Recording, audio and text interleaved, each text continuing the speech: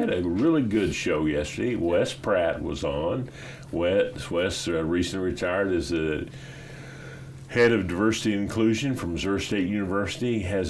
He's a Springfield native, grew up here, left here and went to the West Coast and was involved in politics there, got his doctorate, his law degree, and was a city councilman in California.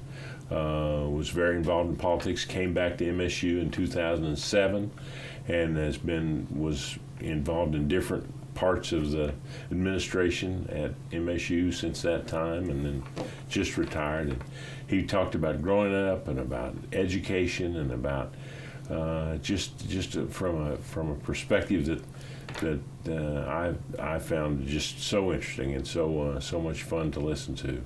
He's really a good guy. Yeah. Anything? Any of his stories that really stand out to you?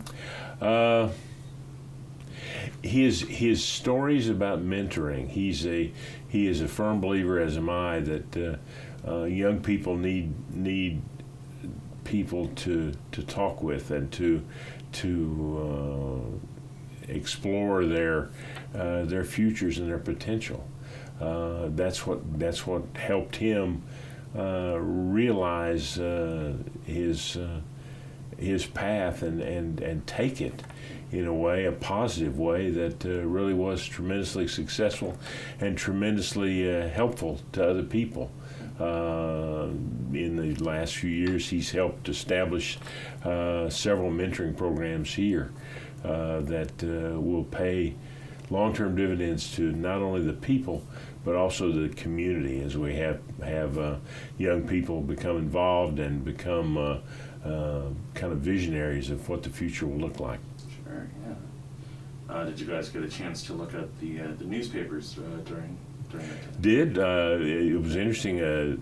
100 years ago, we had a big fire at the country club, and most people don't realize it, that the country club at that time, the big country club in the city, was on South Glenstone Street, where the country club shopping center is. That's why it's called the country club shopping center. And in there between Bennett Street and Sunshine, west of Glenstone, had a major fire at the country club at the clubhouse, and that was a biggie. Also, that's the reason that there's a fairway street there, because it was one of the fairways of the golf course. They're just off of Glenstone. So that and just some more Boy Scout stuff going on, but yeah, just interesting everyday occurrences 100 years ago. So next week you'll have Next week, David Eslick, another local history buff, will be on with me. We're going to talk about North Springfield and the involvement of Springfield and North Springfield and how they impacted each other. So it'll be an interesting show.